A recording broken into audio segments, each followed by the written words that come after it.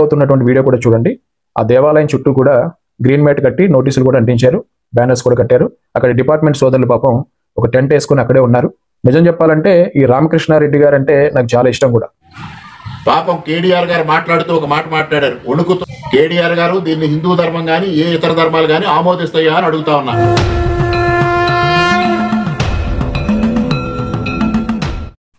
అందరికీ జై శ్రీరామ్ మిత్రులారా, నేను మీ కేడీఆర్. జై కృష్ణ ధర్మరక్షణ. ఈరోజు అనపర్తి ఎమ్మెల్యే ఎవరైతే రామకృష్ణారెడ్డి గారు ఉన్నారో ఆయన గురించి ఈరోజు మాట్లాడబోతున్నాను.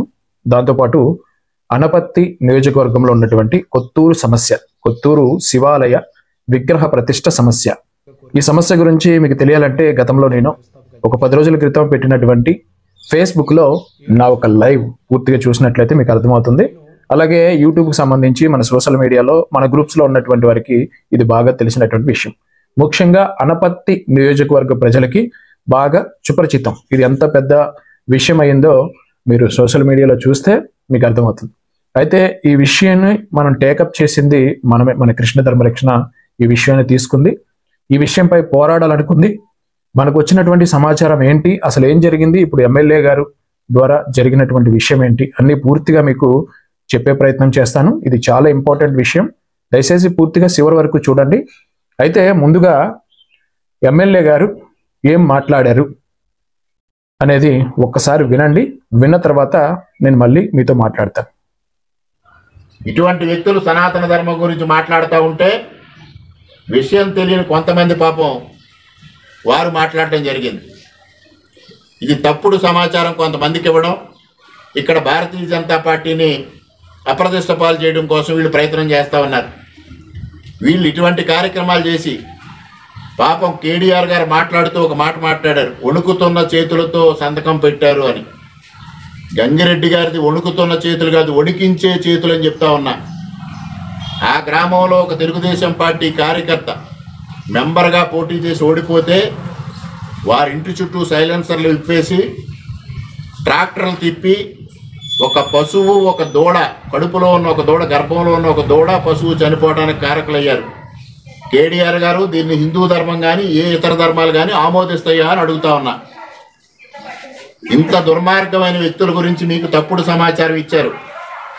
మీరు ఇక్కడ రండి, క్షేత్రస్థాయికి రండి, మేము అందరం ఉంటాం. క్షేత్రస్థాయిలో పరిశీలన చేసి స్పందించమని కోరుతా ఉన్నా. దయ ఉంచి కొంతమంది ఇచ్చిన సమాచారం మేరకు మీరు స్పందించడం అనేది సమంజసం కాదు అనేది విజ్ఞప్తి చేస్తా ఉన్నా. ఇక్కడ జరిగిన దుర్మార్గాలు కానీ ఇక్కడ జరిగిన వ్యవహారాలు కానీ సంపూర్ణంగా మీకు తెలియదు. దయ ఉంచి మిమ్మల్ని ఒకటే కోరుతా ఉన్నా, మీరందరూ క్షేత్రస్థాయికి రండి, ఇక్కడ జరిగిన వ్యవహారం పరిశీలించండి. ఇక్కడ ఆలయ నిర్మాణాన్ని ప్రతిష్టని ఎవరూ ఆపలేదు, వాయిదా మాత్రమే వేయమైంది. జిల్లా అధికారుల నుంచి సరైన అనుమతులు ఇప్పించి ఆ కార్యక్రమం నిర్వహిస్తాం. అదే అధికారులు ఆ గంగిరెడ్డి గారికి చెప్పడం జరిగింది. ఇవన్నీ తప్పుడు సమాచారం. ఇవాళ 6,000 మందికి భోజనాలు అన్నారు, అన్న సంతర్పణ అన్నారు, మహాప్రసాదం అన్నారు. 6,000 మందిలో ఒక్క భారతీయ జనతా పార్టీ కార్యకర్తకి చోటు లేదా అని ప్రశ్నిస్తా ఉన్నా. ఒక్క జనసేన కార్యకర్తకు చోటు లేదా అని ప్రశ్నిస్తా ఉన్నా. ఒక్క తెలుగుదేశం పార్టీ కార్యకర్తకు చోటు లేదా అని ప్రశ్నిస్తా ఉన్నా.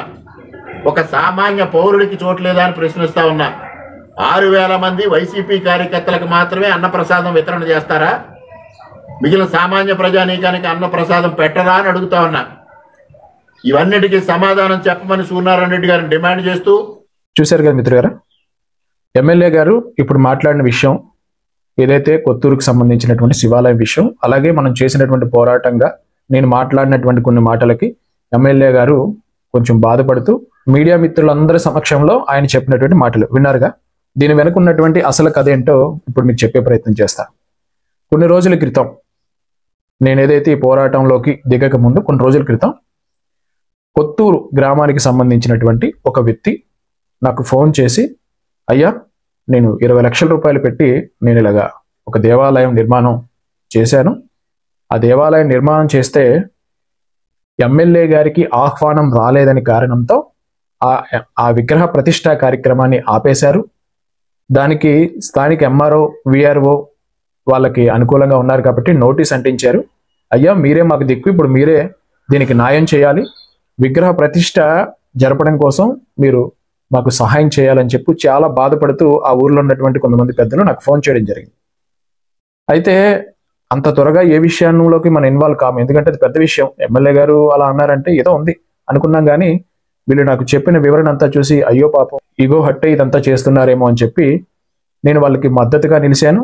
దాంతోపాటు ఎమ్మెల్యే గారి దగ్గర కూడా 2 సార్లు పంపించాను. అయ్యా, ఆయన పెద్ద వ్యక్తి, ఎమ్మెల్యే గారి సపోర్ట్ మనకు అవసరం, మీరు వెళ్ళి సపోర్ట్ తీసుకోండి, అంతేగాని ఆయన నోటీస్ అంటించారని చెప్పేసి ఆయన ఏదో బాధపడ్డారని మీరు అతని మీద కోపంగా ఉండకూడదు, మీరు వెళ్ళండి అని చెప్పి 2 సార్లు పంపించే ప్రయత్నం చేశాను. ఆ తర్వాత అక్కడ ఏం జరిగిందో నాకు తెలియదు. తర్వాత వీళ్ళు ఫోన్ చేసి ఎమ్మెల్యే గారు ఒప్పుకోలేదండి అని చెప్పన్నారు. అప్పుడు నాకు కోపం వచ్చి నేను డైరెక్ట్గా లైవ్ పెట్టడం, సోషల్ మీడియాలో ఉన్నటువంటి నా వ్యక్తులందరికీ, అనపర్తి నియోజకవర్గంలో ఉన్నటువంటి సుమారు ఒక 500 మందికి దీన్ని పంపించడం జరిగింది. వాళ్ళందరూ కూడా దీని మీద ఆగ్రహం వ్యక్తం చేశారు. ఒక రకంగా ఎమ్మెల్యే గారికి వ్యతిరేకమైన వాతావరణం కేవలం 2-3 రోజుల్లో జరిగిపోయింది. ఇదంతా జరిగిపోయిన తర్వాత నేను కూడా డైరెక్ట్గా నేను వస్తున్నాను అని చెప్పి పిలుపునివ్వడం కూడా జరిగింది. మిత్రులారా, మీరు చూశారుగా, మీకు తెలుసుగా. ఎప్పుడైతే అలా పిలుపునిచ్చానో స్థానికంగా ఉన్నటువంటి ఎస్పీ గారు కావచ్చు, కలెక్టర్ గారు కావచ్చు, వీళ్ళందరూ ఇన్వాల్వ్ అయ్యి అక్కడ కొత్తూరు గ్రామంలో మైకులు పెట్టి మరి ఏ రకమైన ప్రచారం జరిగిందో ఒకసారి చూడండి. పంచాయతీ వారి ప్రకటన. అనపర్తి గ్రామ పంచాయతీ పరిధిలోని కొత్తూరు మరియు కొత్తూరు కాలనీ ప్రజలకు తెలియజేయనిది అనగా కొత్తూరు ప్రభుత్వ కాలనీ యందు మెయిన్ రోడ్డుకు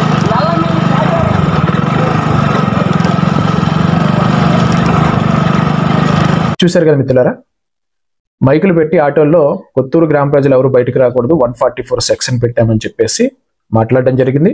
ఇప్పుడు మీకు ప్లే అవుతున్నటువంటి వీడియో కూడా చూడండి.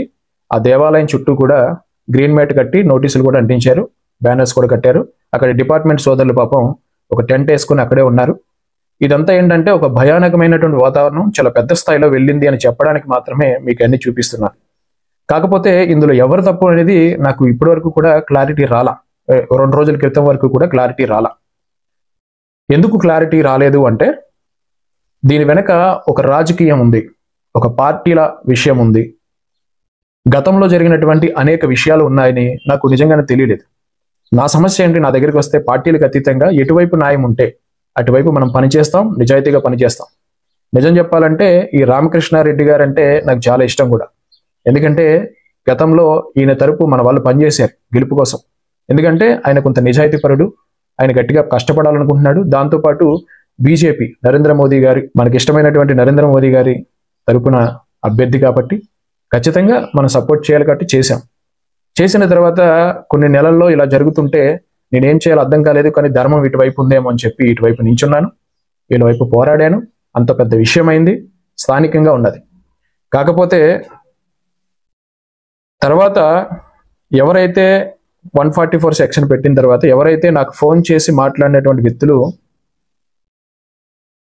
డిపార్ట్మెంట్ వాళ్ళని, పోలీసు వాళ్ళని చూసి వాళ్ళు ఒక్కసారి పిలిచి ఏమైంది, మీరు ఆయనతో ఎందుకు మాట్లాడారు, కేటీఆర్ గారికి మీకు సంబంధం ఏంటి, మీరు అతన్ని ఎందుకు ఇన్వాల్వ్ చేశారు, అతనికి ఏం సమాచారం ఇచ్చారని చెప్పి వీళ్ళు స్టేషన్ పిలిచి వీళ్ళ చేత సంతక సేకరణ, ఆయన వస్తే మళ్ళీ ఇక్కడ గొడవ అవుతుంది, ఆ గొడవకి ఏదైనా ఉంటే మీదే బాధ్యత అని చెప్పి వీళ్ళ చేత సంతకాలు కూడా పెట్టించుకున్నారు. ఆ సమయంలో మళ్ళీ అర్ధరాత్రి నేను డైరెక్ట్గా మాట్లాడలేదు వాళ్ళతో, మన దాసురాజు ఎవరైతే ఉన్నారో మన ప్రధాన కార్యదర్శి, ఆయన చేత మాట్లాడిస్తే వాళ్ళు ఆ రోజు చాలా బాధపడుతూ ఏడుతూ, అయ్యా నాకు చెయ్యిలో వణుకుపోయింది, నేను పెద్దవాడిని, నాకు ఎందుకు ఈ బాధ అని చెప్పి మాట్లాడుతుంటే, అయ్యా మీరేం పట్టించుకోవద్దు, మేము వస్తున్నాం, మీరు అక్కడ ఒక 10 మంది ఉండండి, 100-200 మంది అవసరంలా, ఒక 10 మంది అక్కడ ఉండండి, మేము ఒక 500 మంది వస్తున్నాం, సమస్య పరిష్కారం చేస్తామంటే వాళ్ళు ఒప్పుకోలేం. ఊర్లో చాలా మంది నేను ఈ గొడవలు మాకొద్దు, ఈ సమస్యలు మాకొద్దండి, ఏదో బతకాలనుకుంటున్నాం, ఆ దేవాలయం సంగతి ఆ దేవుడే చూసుకుంటాడని చెప్పేసి వీళ్ళు వెనకడిగేశారు. మేము బతిమాలే ప్రయత్నం చేశాం, మీరు నించోండి, ఒక్కసారి మేము పిలుపునిచ్చాక వెనక్కి తగ్గకూడదు, అది 144 సెక్షన్ పెట్టినా కూడా మేము వస్తాం అని చెప్పి అడిగినా కూడా వాళ్ళు వెనక్కి తగ్గి, అయ్యా మీకు దండం పెడతా, మమ్మల్ని వదిలేయండి అని చెప్పారు. దానికి రికార్డెడ్ ప్రూఫ్స్ కూడా ఉన్నాయి. ఈ విషయం ఇందులో ఇన్వాల్వ్ అయిన వాళ్ళందరికీ తెలిసిన విషయమే, నిజాయితీగా చెప్తున్నా. ఇంకా వాళ్ళే వెనకడిగేసిన తర్వాత నేనేం చేయాలని చెప్పేసి నేను కూడా కొంత ప్రణాళిక రచించుకున్నాను. ఆ రోజు నేను మన టీంతో, మీకు తెలుసుగా ఒక 80 మంది టీంతో అనపర్తి వెళ్దాం అనుకున్నాం. అనపర్తి వెళ్ళి ఆ దేవాలయం గురించి ఏం జరిగింది అంటే గొడవ కాదు, అసలు ఏం జరిగిందో అదే ఆ ఊరు ప్రజలతో మాట్లాడదామని ఒక 80 మంది నైట్ మనం తెల్లారితే 7వ తారీఖు కనుక 6వ తారీఖు మనం వెళ్తుంటే, ఆ తర్వాత నేషనల్ హైవేలో ఒక రామాలయం విషయంలో గొడవ జరిగింది. మీ అందరికీ తెలుసుగా వీడియో, అది కూడా చూడండి. చూసారుగా, వెళ్తున్నప్పుడు తణుకు ప్రాంతంలో మీ అందరం కలిసి వెళ్దాం అనుకున్న ప్రాంతంలో ఈ గొడవ జరిగేసరికి మేమంతా కూడా అందులో ఇన్వాల్వ్ అయిపోవాల్సి వచ్చింది. అందులో ఇన్వాల్వ్ అయిపోయి ఆ సమస్యని పరిష్కరించి ఆ తర్వాత నైట్ అయిపోయింది, ఇంక తెల్లారితే కుదరదు, ఇంకేదో చేయవలసింది ఏదో చేసాం, భగవంతుడే మనల్ని ఆపాడేమో అని చెప్పి వెనక్కి తగ్గిపోయాం. అయినా కూడా ఏదో తెలియని బాధ, అరే న్యాయం చేయలేకపోయామే. ఆ తర్వాత నేనేం చేశానంటే ఒక 108 మంది సభ్యుల్ని స్వీకరించి 1,00,000 పాంప్లెంట్లు, 1,00,000 పాంప్లెంట్లు, ఒక రకంగా చెప్పాలంటే ఎమ్మెల్యే గారికి వ్యతిరేకంగానే ఉంటాయి ఆ పాంప్లెంట్లో మాటలు. ఎందుకంటే జరిగిన తప్పు అంతా కూడా మనకు తెలిసిన వివరణ అంతా కూడా రాసేసాం అందులో. అయితే ఈ పాంప్లెంట్స్ ముద్రణకి ఇవ్వలేదు ఇంకా చెప్పాలంటే, ఎందుకంటే అనేక సమస్యల మీద పోరాడుతున్నాం కదా, మీకు తెలుసు కదా, ఏలూరు సమస్య, మధ్యతరగతి కుటుంబం సమస్య. అందుకని ఇంకొక వారంలో జరుగుతుంది, అక్కడ సంప్రదింపులు చేసాము. స్థానికంగా ఉన్నటువంటి బీజేపీ కార్యకర్తలు, ఆర్ఎస్ఎస్ వాళ్ళు, మన హిందూ సంఘాల వాళ్ళు అందరూ కూడా ఏకతాటిపైకి వచ్చి దీని మీద పనిచేస్తామని కూడా సిద్ధపడ్డారు. అయితే ఈ విషయం ఎలా వెళ్ళిందో మన ఎమ్మెల్యే గారి దృష్టికి వెళ్ళింది. ఏంటిది, నేను ఏ తప్పు చేయకుండా ఇంత పెద్ద ప్రణాళిక రచిస్తున్నారు, ఇప్పటికి కూడా నేను మౌనంగా ఉంటే ఇది కరెక్ట్ కాదు, అసలు ఏం జరిగిందో చెప్పేవాళ్ళని చెప్పి ఆయన ప్రెస్ మీట్ పెట్టాడు. ఈ ప్రెస్ మీట్ లో కూడా మనల్ని ఎంతో గౌరవప్రదంగా కేటీఆర్ గారు అంటున్నారు, మనకి తప్పుడు సమాచారం ఇచ్చినట్టుగా ఆయన చెప్తున్నారు. ఈ ప్రెస్ మీట్ లో అనేక విషయాలు చెప్పారు, ఒకటి కాదు రెండు కాదు, అనేక నిజాలు, మరి అబద్ధాలు, వాస్తవాలు ఏం జరిగిందో మనకి తెలియదు. కానీ ఎమ్మెల్యే గారి నోట్లోండి ఆ మాటలు వచ్చినాయి అంటే ఖచ్చితంగా అందులో నిజం ఉంటుందని మేము నమ్ముతున్నాం. ఎందుకంటే గతంలో ఆయన నిజాయితీగా ఉన్నారు, ప్రస్తుతం కూడా చాలా స్పీడ్గా స్పందించి ఈ దేవాలయ విషయం స్పీడ్గా స్పందించి ప్రెస్ మీట్ పెట్టడమే కాకుండా నాకు ఫోన్ కూడా చేయడం జరిగింది. ఫోన్లో కూడా ఆయన మాట్లాడిన మాట నాకు చాలా సంతోషం అనిపించింది. అయ్యా, నేను హిందువుని, ఒక దేవాలయానికి సంబంధించిన సమస్యని నేను ఎందుకు పెద్ద చేస్తా, నాకెందుకు అంత కోపం ఉంటుంది, నాకు పెళ్లిలో ఉండి నేను చాలా విషయాల్లో బిజీగా ఉండడం ద్వారా దాని మీద తక్షణమే స్పందించలేకపోయాను. మీకు కూడా తెలుసుగా పెళ్లి జరుగుతుందని. అయితే ఆ దేవాలయం మీద ఎలాంటి కోపం లేదు, నేను మాట్లాడి త్వరలోనే దాన్ని విగ్రహ ప్రతిష్ఠ అయ్యేలాగా చేస్తాను.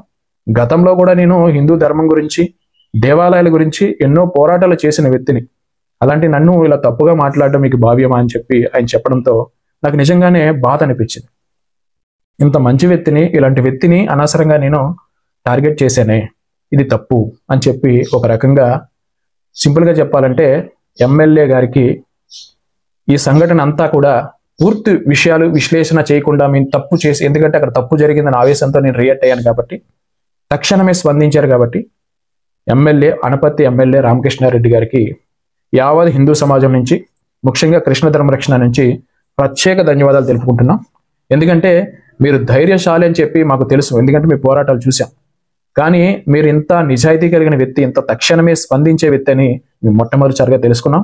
అందుకని ఆయన మీద చేసినటువంటి ఏదైతే ప్రచారాలు ఉన్నాయో, ఆయన మీద వ్యతిరేకంగా ఏదైతే ఉందో, దీనన్నిటికీ ఫుల్ స్టాప్ పెడుతున్నాం.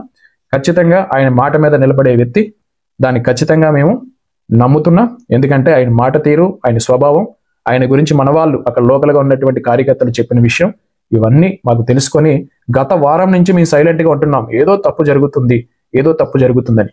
ఎప్పుడైతే ఆయనే ఫోన్ చేసి నాకు చెప్పడంతో మేము ఖచ్చితంగా మా అనుమానం నిజమైంది. ఆయన మంచి వ్యక్తి, నో డౌట్. ఇలా స్పందించేటువంటి ఎమ్మెల్యేలు కానీ ఉంటే రాష్ట్రంలో సమస్యలు చాలా తక్కువ ఉంటాయి. ముఖ్యంగా హిందూ సమాజానికి ఎలాంటి లోటు లేకుండా ఉంటుందని ముఖ్యంగా నేను నమ్ముతూ మనం సరైన వ్యక్తినే గెలిపించుకున్నాం కనుక మరొకసారి ఎమ్మెల్యే రామకృష్ణారెడ్డి గారికి ప్రత్యేక కృతజ్ఞతలు తెలుపుకుంటూ, భవిష్యత్తులో కూడా మీపై ఏదైనా ఆరోపణలు వస్తే 1-2 సార్లు చూసి చెక్ చేసి తర్వాతే మాత్రమే మేము స్పందిస్తాం. ఎందుకంటే మీపై నమ్మకం ఏర్పడింది. చాలా చాలా ధన్యవాదాలండి రామకృష్ణారెడ్డి గారు, చాలా చాలా ధన్యవాదాలు. ఎందుకంటే మీ మాట తీరు చాలా అద్భుతంగా ఉంది, అందులోకి మీ స్ఫూర్తి చాలా బాగుంది. మీరు అందరినీ కలుపుకుని వెళ్ళేటువంటి వ్యక్తులను కూడా మన వాళ్ళు చెప్తున్నారు కనుక చాలా చాలా ధన్యవాదాలు. భవిష్యత్తులో కూడా మా నుంచి మీకు ఫుల్ సపోర్ట్గా ఉంటాం. జై శ్రీరామ్, భారత్ మాతాకి జై. ఈ వివాదం మనం విజయవంతంగా సద్దుమరిగించాం. ఎన్నో పోరాటాల తర్వాత, ఎన్నో రోజుల తర్వాత గొప్ప విజయం హిందూ సమాజానికి మన ఎమ్మెల్యే రామకృష్ణారెడ్డి గారు అందించినందుకు ధర్మాన్ని చులకన చేస్తే పంజాబీ సురతాం పైన రక్షణ